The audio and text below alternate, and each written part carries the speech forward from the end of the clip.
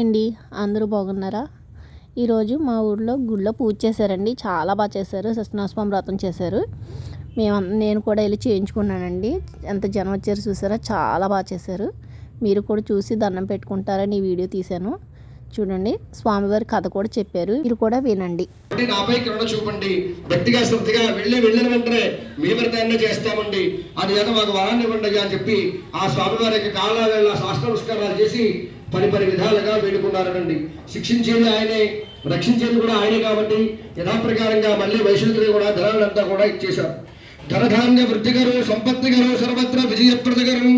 ఎప్పుడైతే ధనాన్నంతా కూడా మానవుల దగ్గరికి వచ్చేసిందో, అబ్బా నాకు దగ్గర ధనం ఉంది కాబట్టి నాకు లోటే ఉంది ఆయన అనుకున్నాడు వైశ్యుద్ధుడు కూడా.